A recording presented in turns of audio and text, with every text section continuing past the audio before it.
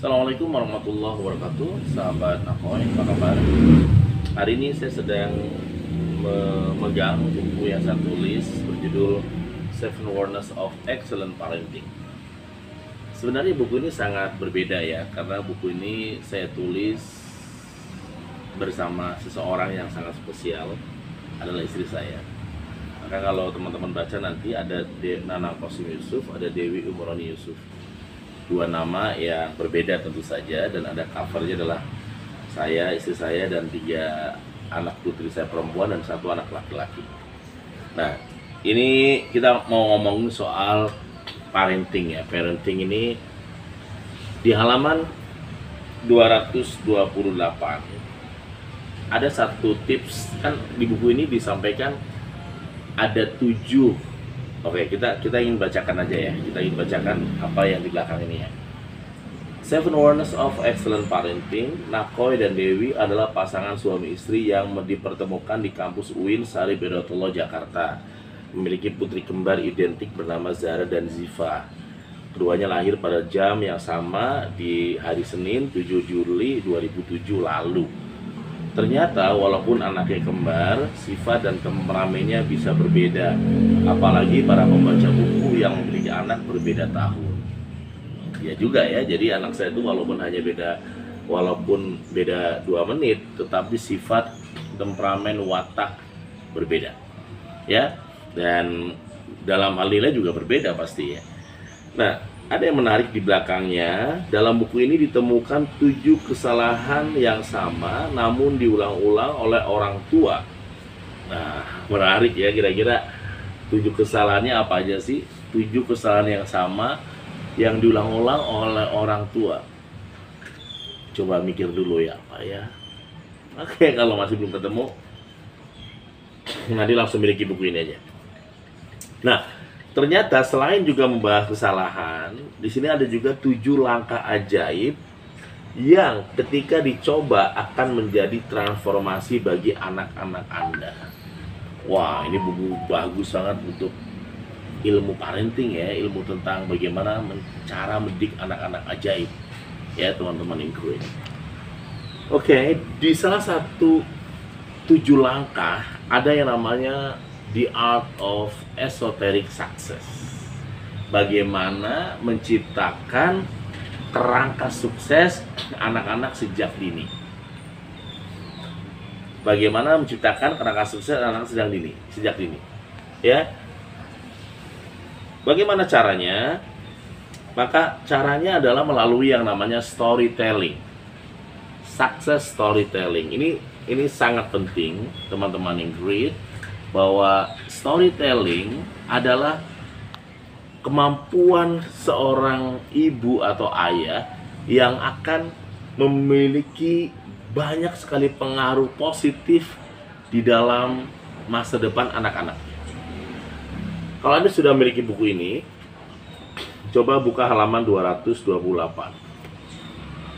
Ini Seven Warnings Parenting ya bukunya ya, Seven Warnings Parenting. Ternyata salah satu manfaat storytelling ketika orang tua melakukan itu kepada anak itu nomor 1 adalah it builds memories. Ternyata membangun kerangka sukses anak-anak. Kayak Anda mau bangun rumah, ada kerangkanya dulu kan. Ini pondasinya, kerangkanya seperti itu, walaupun belum dikasih bata, tapi udah ada kerangka. Nah, membangun kerangka ini sangat penting teman-teman Ingrid. Nah, bagi orang tua membangun kerangka sukses anak itu dimulai dari mana? Dari storytelling. Ketika Anda membiasakan diri dengan storytelling yang wow ya, maka anak-anak akan mulai tertanam dalam memoris mereka bahwa oh ya kayak gini ya, oh ya kayak gitu ya.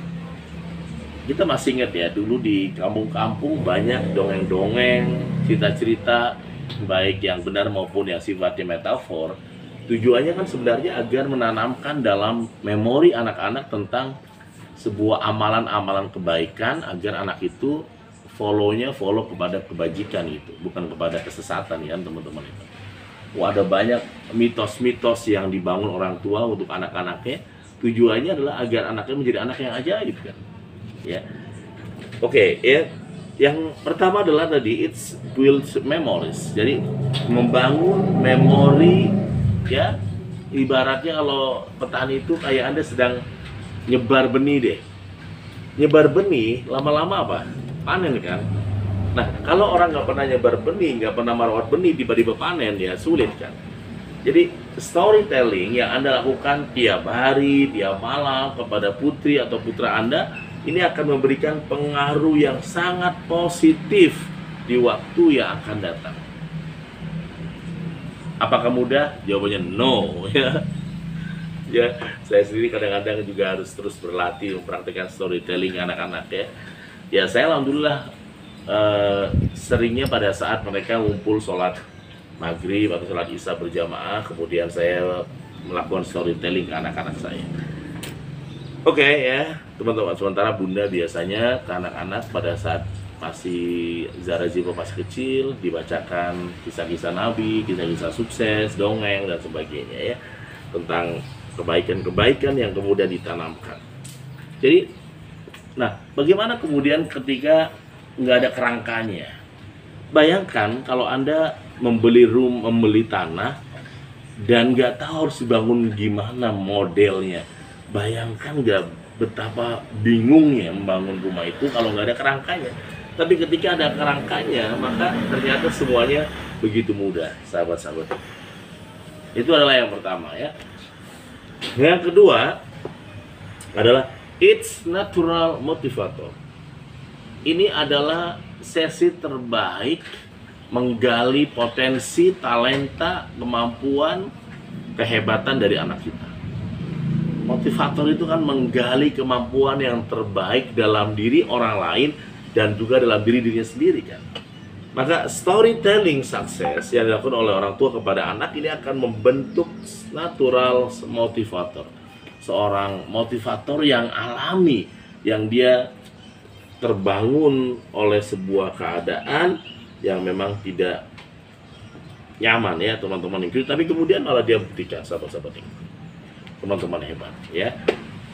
Kemudian yang berikutnya adalah instill values. Bagaimana kemudian menanamkan nilai-nilai yang luhur, nilai-nilai yang hebat kepada anak sejak dini. Itu dimulai dari storytelling teman-teman ini. Kemudian yang berikutnya adalah develop culture's awareness. Mendidik anak-anak mencintai budaya, mencintai kebudayaan Indonesia, sehingga anak-anak kita berbudaya, itu bisa dimulai dari storytelling. Maka storytelling kebanyakan membicarakan tentang sejarah, tentang suatu hari pada dulu kala, tentang bawang merah bawang putih, yang sesuatu itu bicara tentang budaya kan. Kemudian yang berikutnya adalah ya capacity verbal ya, speak up. Ternyata kemampuan storytelling itu membuat anak-anak punya kemampuan dalam berani berbicara di depan. Ini juga bagus. Ya, jadi kalau problem kita adalah anak-anak kita ini misalnya persoalannya adalah malas membaca, maka dengan storytelling dia akan berlatih untuk berani bicara. Kenapa? Karena biasanya anak-anak setelah dapat storytelling dia akan ceritakan ulang, kadang-kadang kepada kakaknya, adiknya, kadang-kadang juga kepada temannya kan. Kemudian yang keenam adalah boost listening skill, meningkatkan keterampilan mendengarkan. Keterampilan mendengarkan ini adalah mudah tetapi jarang dilakukan. Kadang-kadang sulit buat banyak orang ya. Menyimak, mendengarkan dengan empati, dengan perhatian adalah bagian dari kecerdasan emosi ya teman-teman. Kita lihat ya. Ini saya pun memberikan video lebih ke arah budaya ya, nonton ondel-ondel, nyok ya, dan dia biasanya kita lihat. Nah, ondel-ondel ya. Nah, dan itu adalah beberapa poin, dan yang terakhir adalah storytelling itu mengembangkan creativity dan innovation, imagination. Jadi kalau Anda ingin memiliki anak-anak yang penuh dengan creativity, imajinasi, maka rangsanglah melalui storytelling. Ya, selamat mempraktekkan buku Seven Wonders of Excellent Parenting, dan selamat buat teman-teman mempelajari storytelling bersama dengan saya dan juga Bunda Dewi Umron Yusuf. Kalau Anda ingin memiliki buku ini, hubungi 08 7878 lagi 28 9001 di Transhuman. Assalamualaikum warahmatullahi wabarakatuh.